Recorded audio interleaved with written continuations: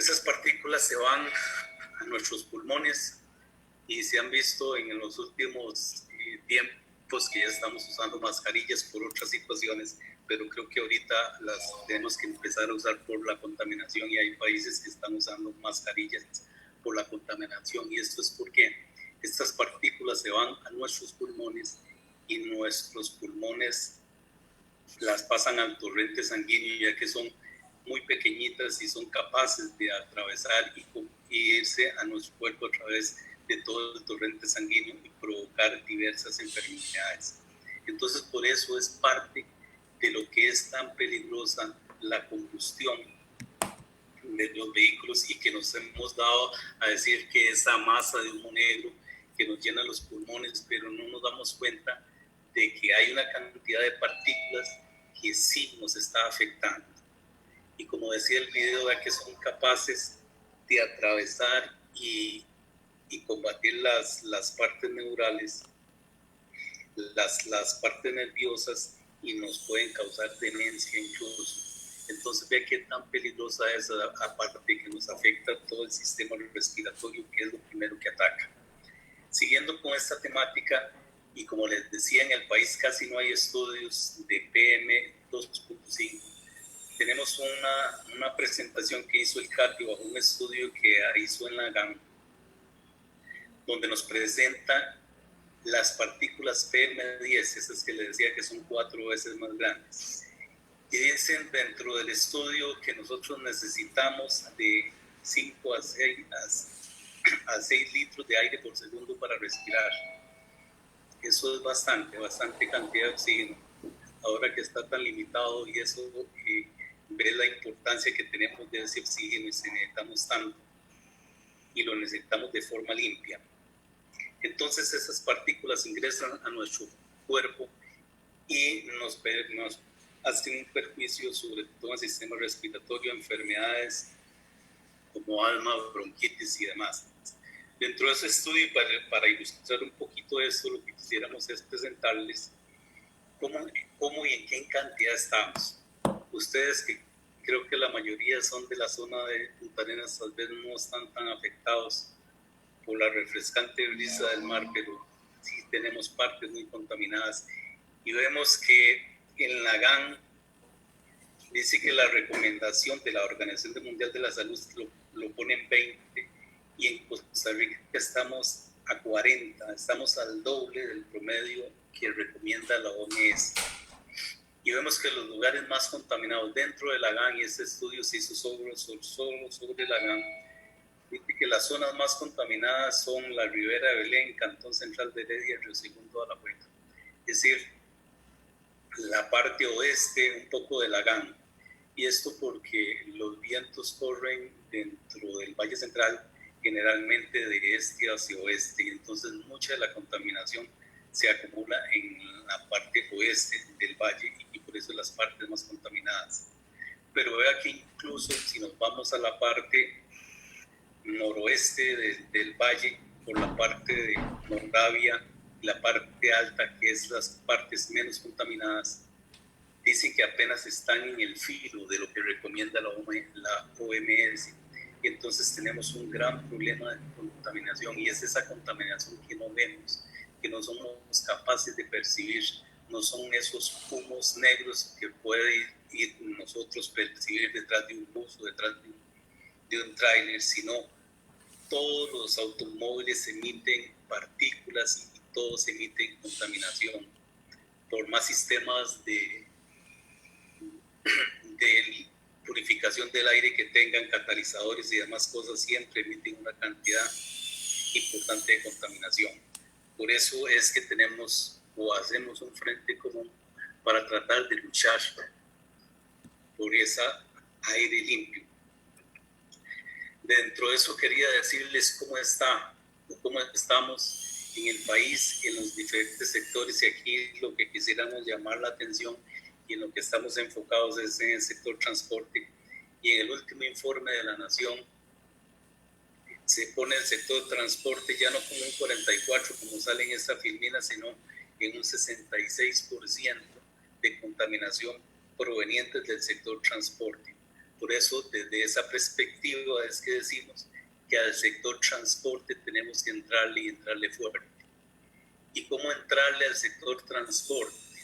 El sector transporte está compuesto de todo el transporte público, el transporte particular, transporte de cargas, ferrocarriles, barcos y demás.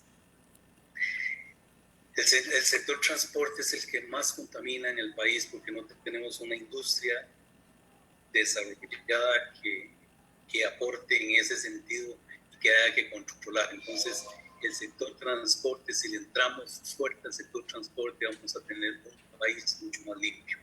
¿Y cómo lograr esto? Si no es a través de un mecanismo donde nos podamos transportar y no hacemos contaminación. Desde ahí es que hagamos esa perspectiva. Para enfocar y darle más contenido a esto, quisiera ponerles esta lámina, donde varias municipalidades se unieron para ver cómo estaba su matriz de gases y aquí se fueron específicamente al CO2.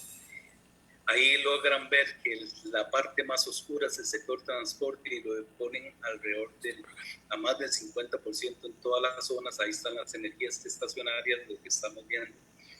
A la mano izquierda están los residuos, los productos agroindustriales y la agricultura.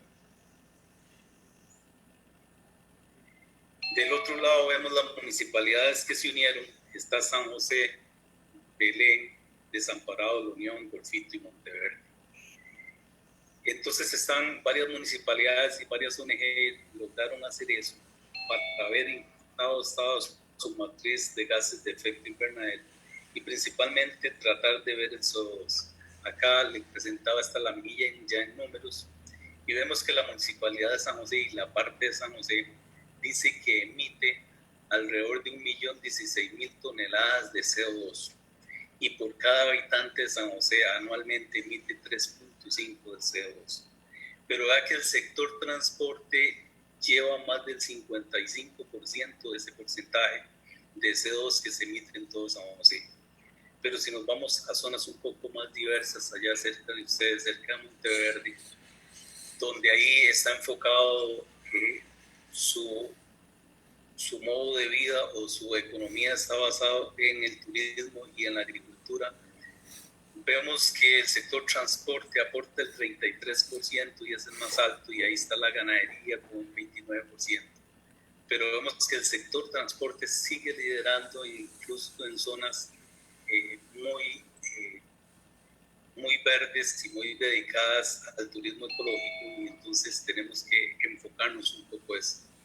Por otro ejemplo, poníamos en la parte de Belén, donde dice que es una zona un poco más industrializada, y dice que la energía estacionaria aporta el 35% y el sector transporte el 32%.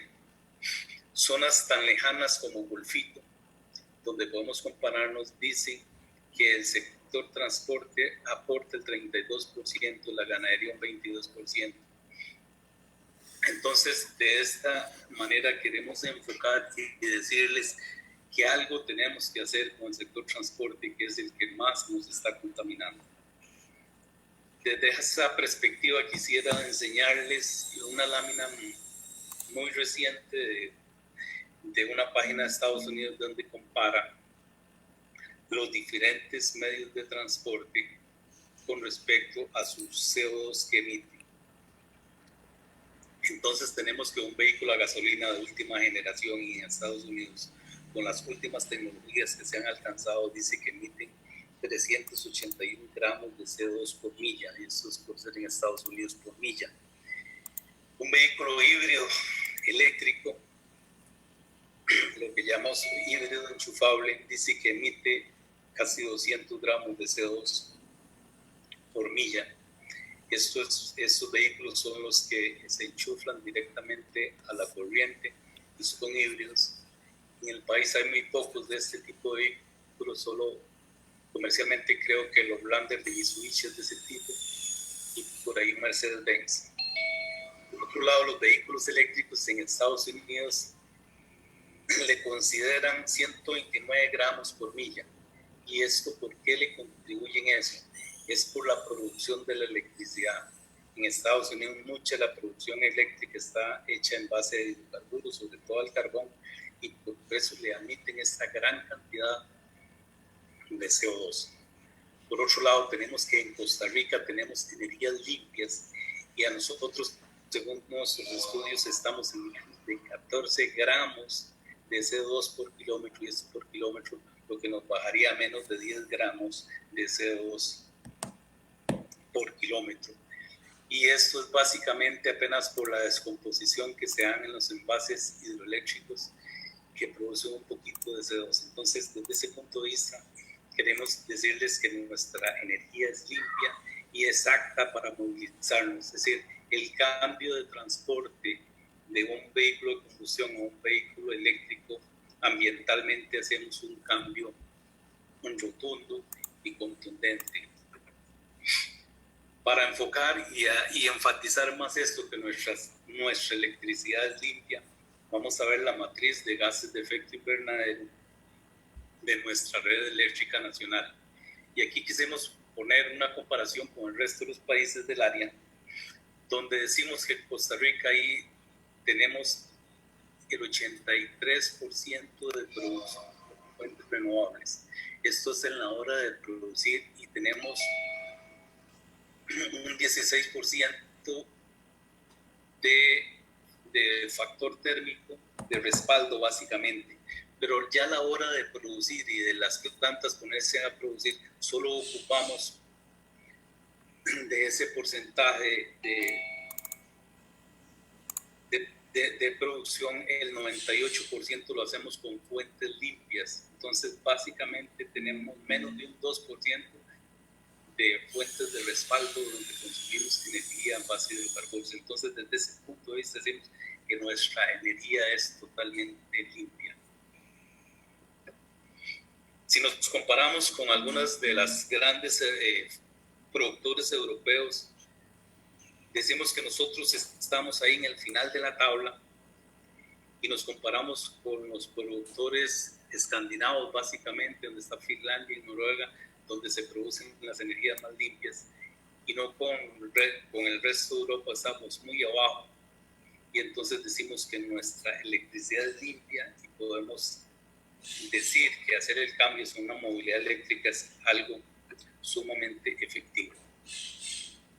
Ok, apenas dándoles una presencia muy rápida de lo que hacemos y de lo que representa y puede representar para el resto del país. Nosotros mantenemos alrededor de 3.500 unidades, recorremos alrededor de 53 millones de kilómetros. Y para recorrer esos 53 millones de kilómetros, para hacer mover el ICE y hacer mover la energía y las telecomunicaciones del país, consumimos alrededor de 6 millones de litros de combustible. Esto nos da una emisión de gases de aproximadamente 16.000 toneladas anuales. Entonces, por eso estamos enfocados a hacer un cambio de movilidad, de tratar de que esas toneladas anuales de CO2 que producimos, poderlas compartir. Y eso es para que hagan su analogía con el resto de la flota nacional y vean en qué cantidad de contaminación emitimos. Si se quiere, es muy difícil cuantificar cuánto es una tonelada de CO2. Imaginemos un litro o un kilo de CO2. Deberían ser varias, no sé si están en sus casas, varias casas de esas, un gas para empaquetarlo para que pese un litro por su densidad que tiene. Pero imaginamos esa nube de humo negro empaquetada y que pese un litro. Y si se dice que en promedio, eso es para que hagan sus analogías, nosotros por cada litro que consumimos, ya sea de diésel o gasolina, mandamos al ambiente 2.5 kilos de CO2. Y cualquiera me diría, mira, así es que cómo pasamos de un litro a tener 2 kilos de CO2. Recuerde que aquí en la combustión hay una relación estequiométrica que es más o menos en las gasolinas de 16 partes a 1. ¿Sí? Tenemos, perdón, de 14 partes a 1, tenemos 14 partes de aire contra 1 en combustible. Esa mezcla nos produce esa cantidad de CO2. Y si ustedes hacen la conversión de al día de cuántos litros consumen, se pueden dar cuenta de cuántos CO2 están mandando al ambiente.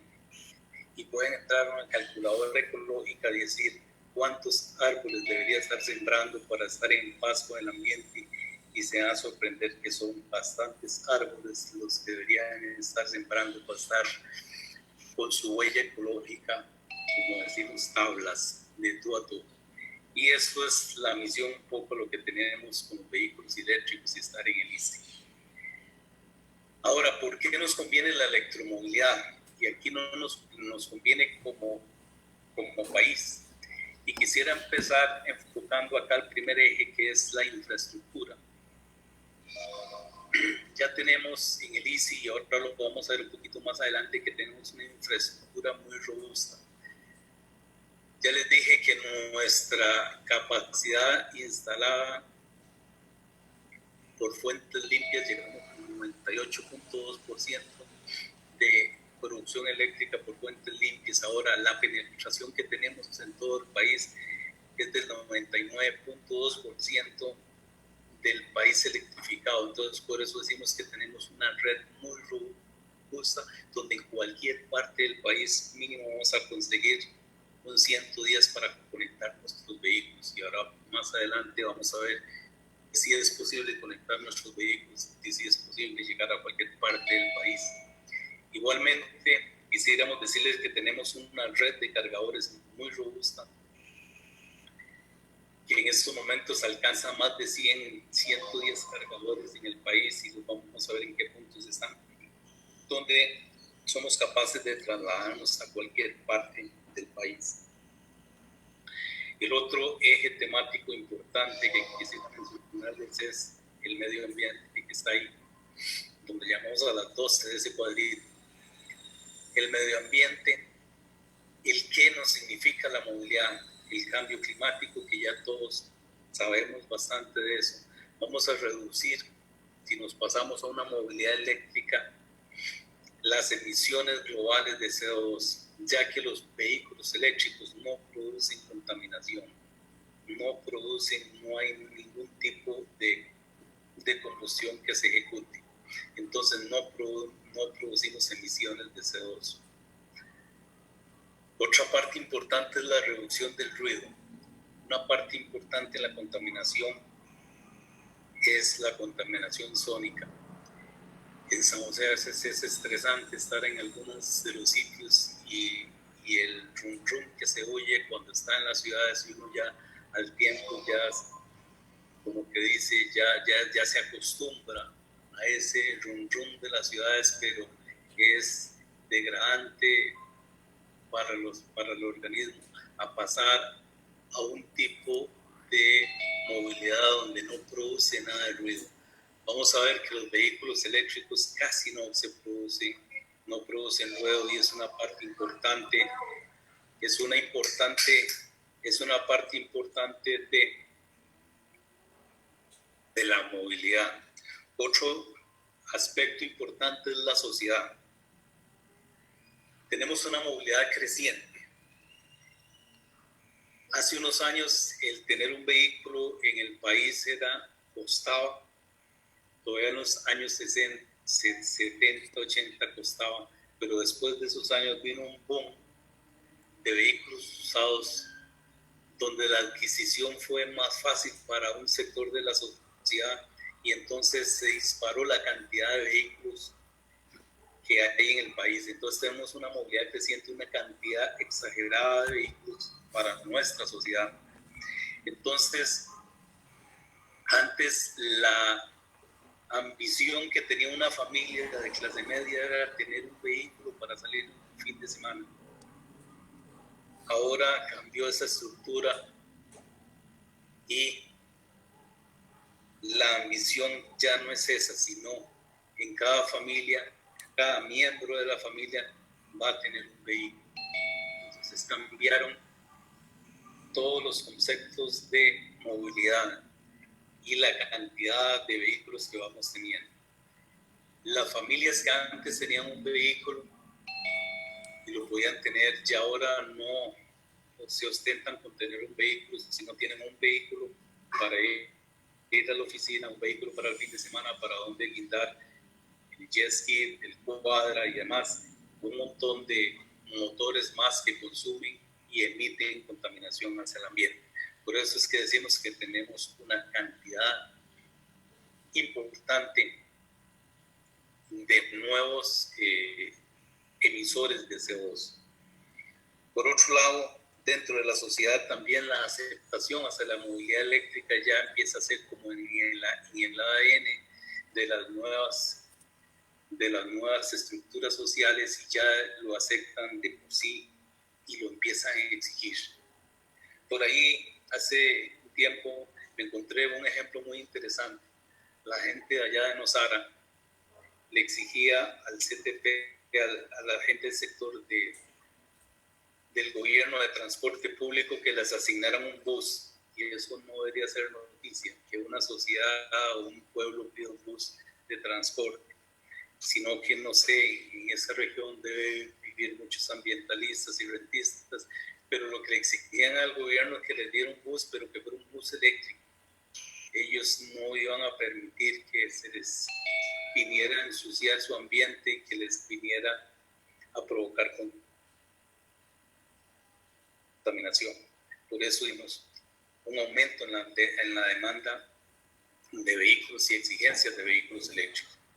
Por otro lado, y otro importante, es la economía. Ahí vemos que las reservas de petróleo están limitadas. Todos los estudios apuntan que más o menos al 2050 las reservas de petróleo van a caer, y van a caer abruptamente. Entonces, estos últimos 30 años va a ser una guerra por el petróleo, y una guerra por posicionarse en cuáles fuentes de contaminación o cuáles fuentes de energía van a ser más provechosas. Pero la guerra del petróleo, y nosotros como países dependientes del petróleo, vamos a vivir esa escalada de precios que va a ser un poco insostenible. Y si nosotros la energía que tenemos y la que producimos es la energía eléctrica, ¿por qué no cambiamos los medios de transporte hacia una energía que es la que nosotros producimos? Tan visionarios vimos a nuestros abuelos que hicieron las primeras plantas para trasladar y hacer el ferrocarril eléctrico al Pacífico, que ustedes por años tuvieron, y lo dejamos caer. Y digo que lo dejamos caer como país. Dejamos caer que el ferrocarril, que era la fuente de transporte en esos tiempos, y lo dejamos caer en el tiempo, y lo cambiamos por un montón de trailers que vienen a estropear nuestras carreteras, a provocar presas, a provocar accidentes y sobre todo a provocar contaminación. Entonces vean cómo cambiamos, y ves que la mayoría de los países, el medio de transporte de carga son los ferrocarriles, y nosotros que producimos la electricidad y la producimos por fuentes limpias no lo utilizamos. Esa es parte de la conciencia que deberíamos tomar y decir y exigir al gobierno que necesitamos medios de transportes limpios y sostenibles. Por otro lado, tenemos la política. Ya el gobierno, y empecé hablándoles de que emitió el programa de descarbonización, pero ha emitido mucha política para favorecer mucho la movilidad eléctrica, como la ley de movilidad eléctrica, que si tenemos tiempo vamos a dar una pasada rápida de qué se refiere y aquí está la movilidad eléctrica. Y por último, quisiera hablarles de la tecnología. Creemos que las tecnologías de los vehículos eléctricos, que empezó incluso antes que los vehículos a combustión, los vehículos eléctricos, y por los vehículos de combustión, por su precio y por su versatilidad, llegaron a posicionarse, pero en estos momentos las tecnologías de los vehículos eléctricos avanzó grandemente. y sobre todo la batería. Quisiera hablarles un poquito de las baterías, cómo cambiar nuestro mundo. Si se acuerdan, por los años 90, cuando empezaban los celulares, los primeros celulares, y algunos tienen recuerdos, había que andar con una correa y un bolsito para alzar ese pesado ladrillo que era básicamente la batería y que era el componente del celular. Eran unos tubos de teléfonos celulares que la principal carga era la batería. Eso radicalmente cambió y ahora tenemos nuestros móviles con mucho más capacidad y mucho más poder de almacenamiento en base a todas las tecnologías que sufrieron las baterías a irse hacia otros tipos de materiales, y ahora lo que estamos usando principalmente es el litio, y esa transferencia de tecnología se la han asumido la industria automotriz para su fin, y la mayoría de los vehículos, las autonomías son muy altas y la disponibilidad de velocidades son muy altas en los vehículos. Por eso decimos que las tecnologías vienen a cambiar un poco la estructura de nuestra sociedad en términos de vehículos eléctricos. Por otro lado, quisiera mostrarles esta lámina de cuánto nos ayuda en términos de contaminación al cambiarnos a un vehículo eléctrico. Acá tenemos que la reducción de la huella de carbono es de 3.5 toneladas por vehículo por año. Tenemos una reducción de gases de efecto invernadero del 92%. Tenemos reducciones de óxidos nitrosos e hidrocarburos no quemados de 0.5 gramos por kilómetro por vehículo. Tenemos un 100% libre de emisiones. Tenemos reducción de material particulado a ser 100% libre de emisiones. No vamos a emitir ningún tipo de emisión. Tenemos una reducción de desechos sólidos y líquidos, ya que estos vehículos no requieren ni cambios de aceite, ni cambios de filtro, ni fajas, ni bujías, ni líneas de combustión, ni alternadores, ni arrancadores. Todo esto conlleva una reducción en operación y mantenimiento de cerca del 73-75% menos en reducción de mantenimiento. Todo esto nos hace que los vehículos eléctricos sean una opción muy buena para enfrentar nuestra sociedad. Por otro lado, quisiera enfocarles por qué utilizamos nuestra energía, que es renovable y producida en Costa Rica. Esto es un eje importante y esto es lo que nos da pie al programa de movilidad eléctrica, porque utilizamos energía renovable y la producimos nosotros. La producimos de forma limpia y tenemos que sacar provecho de lo que nosotros tenemos. ¿Y cómo sacar provecho si no lo hacemos compatible, y cómo combatir esa contaminación que tenemos en el país, y que el mayor productor de la contaminación es el sector transporte? Si no transformamos nuestros vehículos, nuestros ferrocarriles eléctricos hacia un transporte eléctrico de carga, a cómo movilizarnos en todo el sector del sector público en buses eléctricos. De esa perspectiva es que queremos cambiar. ¿Y esto por qué? Porque reducimos grandemente la cantidad de contaminación que producen los vehículos. Ahí como muestra, y les presento esa foto de estañones de aceite tirados en predios, y esto es muy común en nuestras sociedades, en nuestros pequeños lubricentros. Nosotros no hacemos un uso responsable del aceite. Digo responsable porque tenemos aceite de un solo uso, no usamos aceite reciclado, y la importación de aceite que hacemos es exagerada. El dato que tengo es desde 2015, dice que nosotros, de solo el tipo de aceite W50, que es el que consumen nuestros automóviles, hicimos una importación de más de 7 millones de litros. Esos 7 millones de litros, y si comparamos el resto de la flota, deberían andar alrededor de 20 millones más de aceite que importamos. Les digo esto que hacemos uso o mal uso del aceite porque el aceite es altamente reciclable y en el país casi no hay empresas que reciclen. Por ahí empiezan a salir algunas empresas que empiezan a reciclar. Eso porque la base del aceite se mantiene muy intacta. Lo que se degrada son sus aditivos. Y digo, los aditivos son detergentes, antioxidantes, una serie de aditivos químicos que es lo que pierden sus características del aceite, pero su base se mantiene. Desde esa perspectiva es que decimos que hacemos un mal uso del aceite. Pero acá lo importante es que los vehículos eléctricos no ocupan aceite. Esa es la importancia que hacemos.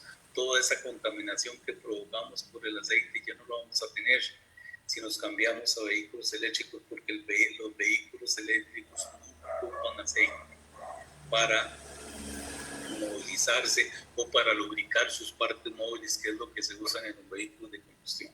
Entonces es un apartado importante en contribuir con la contaminación del ambiente. Por otra parte, y es importante para el ICI y para el país, que la electricidad o ICE es lo que vendemos.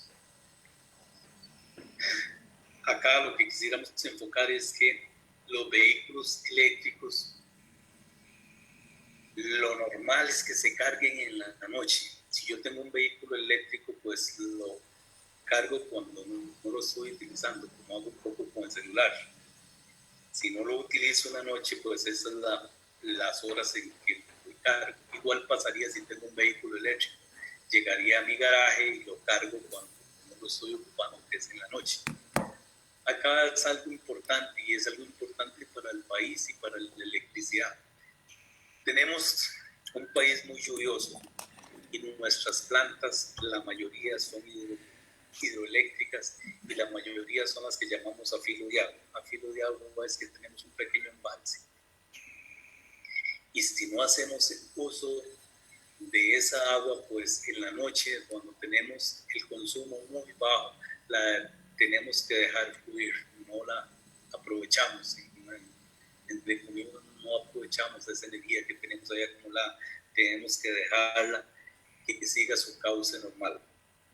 Ahora, si tenemos una flota de buses eléctricos, lo normal es que también cuando la sociedad no los utiliza, generalmente es en el horario nocturno, pues aprovecharíamos para cargar todos esos buses, vehículos en nuestras casas y nuestra capacidad instalada para eso. No tenemos que hacer más infraestructura para cargar vehículos o buses eléctricos. Tenemos la suficiente respaldo para no utilizar eso. Entonces, desde esa perspectiva, y por eso es que la electricidad en las horas nocturnas y donde hay medidores inteligentes y hay franjas horarias, la electricidad se trata de cobrar más barata para que la sociedad consuma la electricidad en la noche. Entonces, muchas de las residencias se pasan a tarifa horaria en la perspectiva de que pueden utilizar sus lavadoras, secadoras y demás cosas que consumen mucho durante la franja horaria que es más barata, que es de las 8 de la noche a las 6 de la mañana. En esa perspectiva también es que cargaríamos nuestros vehículos. Por eso es que decimos que la electricidad es algo importante. Otro punto importante que desarrollamos es desarrollar el vehículo eléctrico por medio de ejemplo. Durante años hemos traído vehículos eléctricos y hemos hecho pruebas y esta última generación de vehículos creemos que es bastante competitiva para hacer el cambio. Tenemos autonomías de más de 250 kilómetros en esta última versión de vehículos Hyundai Ioniq que trajimos, 250 kilómetros a 280 kilómetros en promedio es lo que realiza un vehículo Ioniq de los que trajimos. La última versión del Ioniq lo supera a más de los 350 kilómetros. Pero así los otros vehículos andan por esa misma gama de kilometraje. Entonces, podemos decir que podemos recorrer el país sin ningún problema y vamos a ver que tenemos las diferentes cargadores que nos hacen sostenible esto. Por otro lado, quisiera hablar un poco de los costos que son más eficientes con respecto a los vehículos de combustión. Les decía, y eso es una pregunta típica, ¿cuánto me cuesta cargar un vehículo eléctrico? Los vehículos eléctricos que nosotros compramos, y es lo que estoy dándoles un poquito de fe, son de 28 kilowatts. ¿Qué significa eso? Que esos 28 kilowatts, si los cargamos en el horario de las 8 de la noche a las 6 de la mañana y con una tarifa, después de pasar la tarifa de la canasta básica que está en 280 kilowatts, sino una tarifa que va de los 300 a los 500 kilowatts, lo sitúan alrededor de los 30 colones, 30, 31, 32 colones máximo. Lo que eso implica que anda entre 800 y 900 colones según la compañía eléctrica donde estén asociados. ¿Qué significa una carga que nos cuesta 800 o 900 colones, que nosotros podemos recorrer 240, 250 kilómetros con 850, que podemos trasladarnos desde San José a Punta Arenas y de vuelta sin problemas, podemos ir de San José a Liberia sin ningún problema y todavía que nos quede parte para llegar a alguna de las otras poblaciones. Entonces eso es lo que hace eficiente el vehículo eléctrico y eso es lo que hace muy competitivo. Imagínense que ustedes con 800, 900 colones trasladarse de San José a Liberia o a Santa Cruz sin ningún problema es sumamente barato y competitivo si hacemos la diferencia. Si lo vemos el costo por kilómetro, y no sé si algunos de ustedes tienen el dato de sus vehículos en costo por kilómetro, en promedio un vehículo normal anda alrededor del 60, 65 colones el costo de kilómetro. Eso sin contar todos los cambios de aceite y demás, solo costos de combustible. Nos cuesta alrededor de 65 con un vehículo eléctrico, el kilómetro andaría alrededor, y si nos ponemos en este margen, alrededor de 4 colones el kilómetro. Entonces la diferencia es abismal. Igual si nos vamos a una tarifa plana, como creo que es la que ustedes tienen por parte del ICE, que todavía estamos poniendo medidores inteligentes para hacer posible el cambio de tarifas horarias. El costo de la electricidad en tarifa plana, que es tarifa durante todas las 24 horas, anda alrededor de 70, 73 colones. Eso nos da aproximadamente de 2.000 colones la carga. Igual si manejamos esas distancias es sumamente competitivo un vehículo eléctrico de estas características. Desde ese punto de vista es que les digo que el vehículo eléctrico es muy competitivo, además de que no requiere cambios de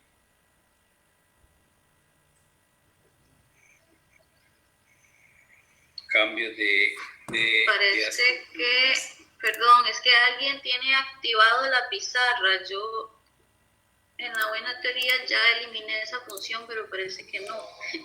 Les pido por favor, sí. Sí hay unas rayas, pero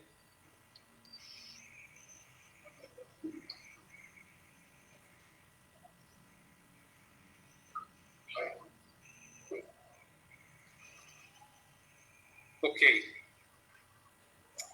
vamos adelante. No sé si todos están viendo estas rayas, no sé quién las está pintando. Algún chiquito pintor.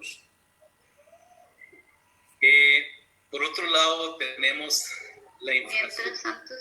Mientras tanto, voy a buscar a ver cómo desactivar esto, mientras continuar así. Por otro lado, tenemos una infraestructura de cargadores que quisiera mostrarles en este mapa. Que en ese mapa está solo los cargadores Easy que tenemos en el país. Y ve la gran cantidad de cargadores que tenemos, que le decía que a nivel nacional tenemos más de 120 cargadores, pero los que está aportando el ICE, tenemos esa serie de cargadores, los puntos azules que ven ahí son cargadores rápidos.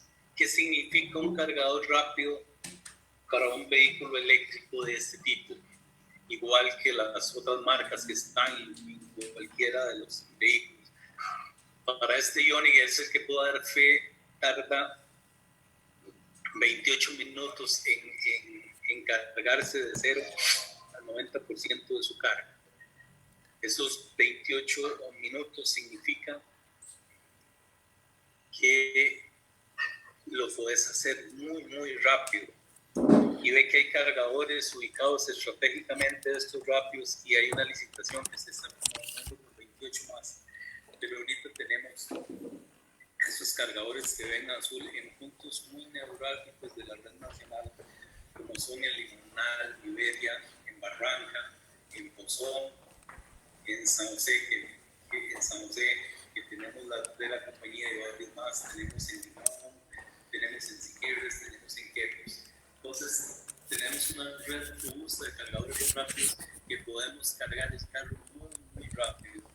Si nosotros vamos, y es el ejemplo, digamos que tengo más a la mano, desde San José a Liberia, les dije que podemos hacer ese solo tirón sin hacer de carga de camino y llegar a Liberia, que todavía nos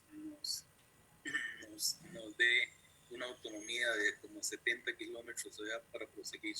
Pero si cargamos en el cargador de Limonal, no hemos gastado ni la mitad de la carga. Significa eso que en 12, 13 minutos los vamos a recargar. Esos 12 o 13 minutos no significan más que un café o un refresco. No nos da tiempo ni para tomarnos eso, y a veces es necesario hacer una parada estratégica para relajar nuestros músculos. Entonces vemos que esos cargadores rápidos son de suma importancia cuando hacemos trayectos muy largos.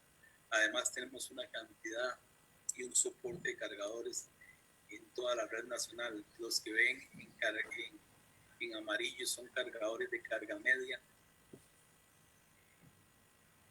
Y además ahí el vehículo cuenta con un cargador portátil, que es el que llamamos casero, que muchas de las comunidades, como la comunidad de Monteverde, que en todos casi, porque son muchos los sitios, en todos los hoteles tienen o ese tipo de cargador, o tienen en sus parqueos enchufes de 110 para hacer la carga de vehículos. Entonces, desde ese sentido es que les decimos que ustedes pueden atravesar el país sin problema. Para eso y para llevar un poco, vamos a darles un poco de las aplicaciones que se dan en una app para que sepan dónde hay cargadores. Ahí mostraba la foto del cargador rápido que está en Limonal. Ahí es un vehículo particular, un BMW, que se está cargando. Ahí tenemos la red de cargadores rápidos y, como ven, la aplicación Conecta EV, que es de la gente de movilidad eléctrica, que facilita esta página. Esa nos da todos los cargadores que hay en el país disponibles para nuestros vehículos si adquirimos un vehículo. Entonces tenemos una red muy robusta de cargadores. Otra de las aplicaciones muy importantes es el PluCharge, que está dada para los móviles, está para Apple Store o Google Play. Este PluCharge nos presenta igual todos los cargadores que están en el país, y así los presenta en diferentes colores. Tenemos esa gran cantidad de cargadores, si ustedes hacen un zoom a eso, les puede decir en cuál calle está, si está disponible, si no está disponible, el horario de atención, si es alguna parte de un ente público que cierra, pero la mayoría están disponibles 24/7. Entonces tenemos una red muy robusta de cargadores en el país.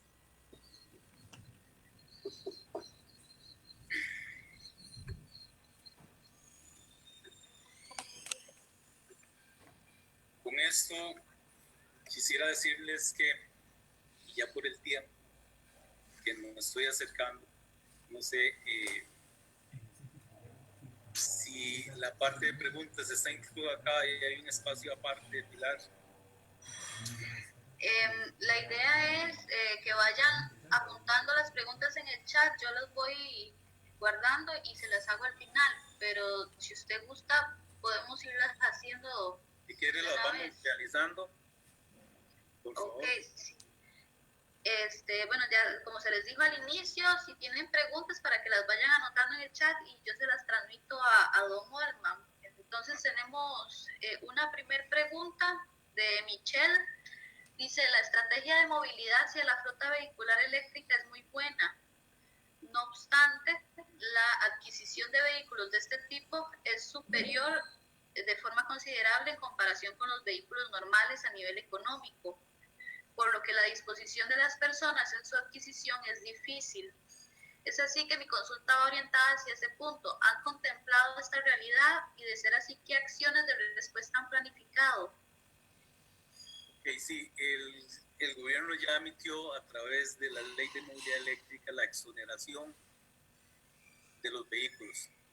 Aún así es una tecnología muy reciente y es un poco cara. Como dice la compañera, la adquisición todavía no está muy factible, pero vamos a ver lo que dice la ley, es que los vehículos de menos de $30,000 puestos en sitio, puestos ahí en aduana, no están libres del 100% de impuestos. Y ahí va subiendo paulatinamente, si valen $40,000 el 10%, si valen $50,000 el 20%, ahí va subiendo escalonadamente. Esto para que los vehículos muy de lujo y que la gente tiene mucha facilidad de adquisición pague también impuestos. Pero esto, a como va promoviendo, se han entrado ya muchos vehículos eléctricos donde la diferencia tal vez no es tan abismal.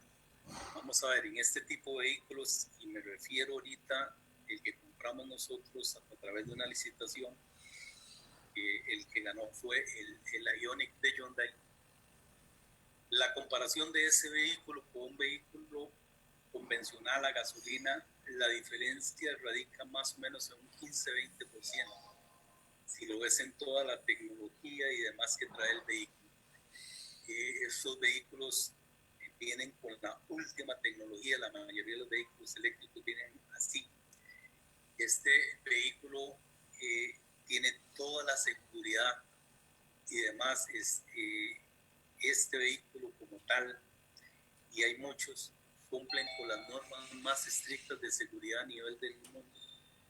Está catalogado en Europa con 5 estrellas, que es la máxima distinción, en Estados Unidos con 5 estrellas, que es la más última distinción en seguridad, y eso conforma, digamos, uno de los vehículos muy seguros, al igual que las otras marcas competitivas en este mercado. El que la tecnología sea cara, creo que la masificación de los vehículos eléctricos viene prontamente a cambiar esto, y vemos como ya han entrado muchas marcas provenientes de China, como BYD, y otras marcas que vienen a bajar el precio inicial de los vehículos. Entonces, desde esa perspectiva, vemos que los vehículos eléctricos, cuando empiecen a masificarse, y con esta cantidad de cargadores que tenemos en el país, una red robusta, pues ha hecho muy fácil la entrada a mercado de muchas marcas de vehículos. Entonces, eso va a tener un gran impacto en los precios, que es su preocupación y la preocupación de muchos.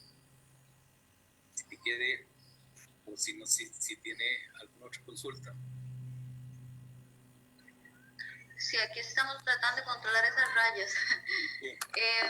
Una pregunta de Joel Bonilla. Si se logra que más del 70% de los vehículos a nivel nacional sean eléctricos, ¿qué ayuda le brindarían a los mecánicos actuales para que puedan sustentar sus vidas? Ok, en eso ya está trabajando muy fuerte Elina.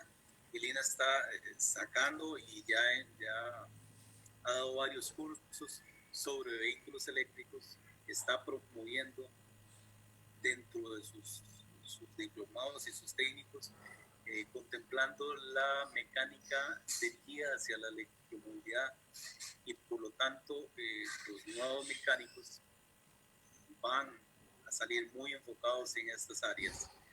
Vea que el enfoque que ha ido cambiando la parte automotriz va mucho hacia la electrónica y estos vehículos eléctricos vienen a complementar un poco eso. Entonces, para los mecánicos recientes va a ser muy fácil adaptarse a los cambios.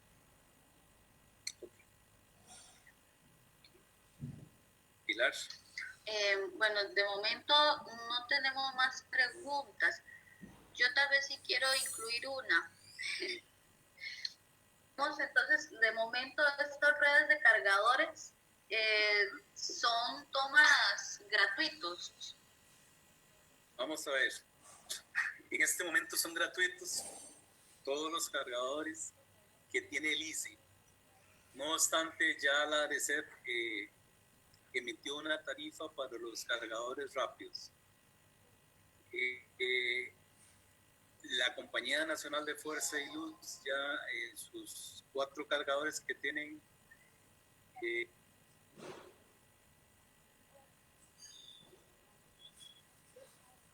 Don Olma, parece que se le silenció el micrófono.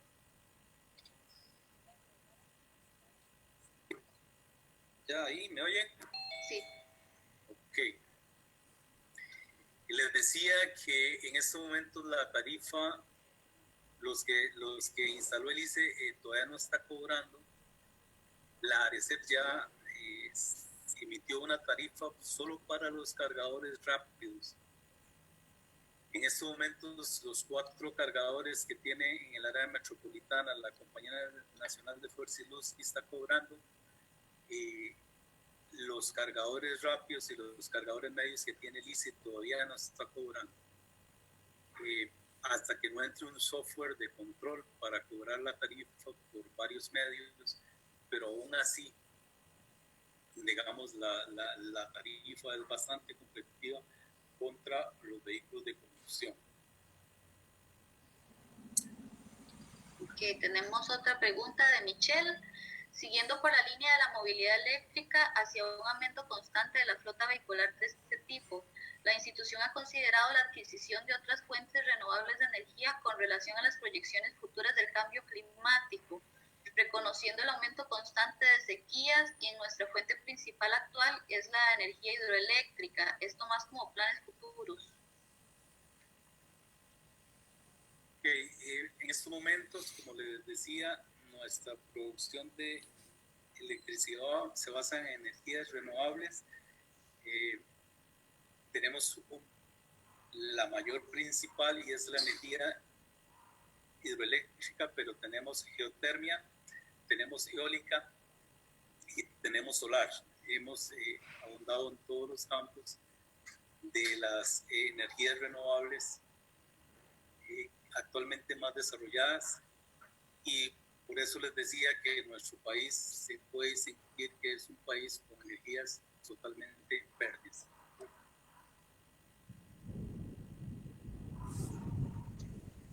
Pregunta Natalia Solís con respecto a la batería. ¿Se podría calcular la cantidad total de cargas que pueda tener un vehículo de estos para así poder calcular la vida útil de dicha batería?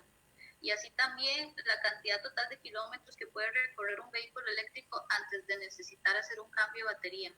Ok, sí, es una pregunta muy interesante para hablar un poquito de las baterías. Vamos a ver, las baterías que usan estos vehículos son de iones de litio. La garantía de las baterías en la mayoría de los vehículos la sitúan entre 8 y 10 años. Este vehículo en particular, la garantía es de 10 años. Se cree que su vida útil ande alrededor de los 13 años, por ahí, sin que baje sus características o su cantidad de kilowatts disponibles. Se sabe, ustedes pueden ver que una batería de un celular va perdiendo sus características. Estas baterías, nuestra garantía por lo menos es de 10 años hasta que no llegue el 70% de su capacidad. Pero no obstante, en las baterías normales de los vehículos, si vemos 10 años, es la vida útil ampliada que tiene un vehículo. Si ven en los grandes países, la vida útil de los vehículos se está haciendo para 6, 7 años y llevan para reciclaje, pues estos vehículos todavía su batería la están poniendo en 10 años. Nuestra perspectiva es que duren 13, 12, 13 años. Después de esto, todavía se le puede sacar un provecho en energía distribuida, como un banco de baterías casero, que se pueda terminar de, como decimos así, exprimirle su capacidad y después se manda a reciclar. En esta parte del reciclaje, y es una pregunta frecuente de cuánto contaminan las baterías de litio, ya hay varias tesis, sobre todo la gente del TEC, donde hay 3 tesis para promover el reciclaje o baterías de litio. El litio es altamente reciclable, entonces para poner plantas de reciclaje en el país, actualmente no hay plantas de reciclaje de litio. La legislación lo que dice es que tiene que reexportarse. Estas baterías de este carro en particular está hecha en módulos, está compuesta de 12 módulos, 96 celdas, que implica que sea modular, que si se daña una celda de un módulo, solo cambiamos ese módulo y hacemos un buen uso del resto de la batería. Entonces, si por cualquier cosa, algún daño, algún material, se daña un módulo, solo sustituimos un módulo, lo que nos ahorra mucho el componente. Entonces, la vida útil es muy amplia, por eso decía que hablamos de la garantía de 10 años y se supone que si le dan la garantía de 10 años debería ser un poquito más, cerca de 12 o 13 años es lo que esperamos de vida útil de la batería. Bueno, vamos a hacer una última pregunta porque ya nos extendimos de tiempo. De Ricardo Segura Amador. Tesla pone una red de cargadores en varios países. ¿Sería posible en Costa Rica? Las baterías de Tesla para generar energía eléctrica para las casas ya están disponibles. ¿Cómo afectaría esto a LICI? Vamos a ver, Tesla es una tecnología que viene, sí viene, en el país hay pocos, pero sí hay algunos Tesla. Todavía no hay una agencia de Tesla porque son ellos mismos que los ponen y están muy enfocados y dicen que su producción no da para abastecer ni el mercado norteamericano todavía ni el mercado europeo. Entonces la emigración hacia los países de América Latina creo que todavía es un poco lenta y habría que esperar un poco cómo se desarrolla ese fabricante y cómo nos vaya a afectar. Recuerden que la pregunta por el sentido de que va a que recupere la electricidad y cómo afecta el ICE, pues el ICE lo que estaría vendiendo es electricidad básicamente y no recuperaría del vehículo porque nuestra energía, aparte de ser limpia, es también relativamente barata si lo hacemos en comparación con lo que sería producirla dentro de un banco de baterías de un automóvil. No sé si con eso contesto la pregunta del compañero. Sí. Bueno, yo creo que podemos terminar aquí la sesión de preguntas y dice Ricardo Segura que sí, gracias. Pues agradecerle a don Olman por su anuencia y compromiso de participar y brindarnos esta charla el día de hoy. A todos los que están participando, muchas gracias por reservar en sus agendas el espacio.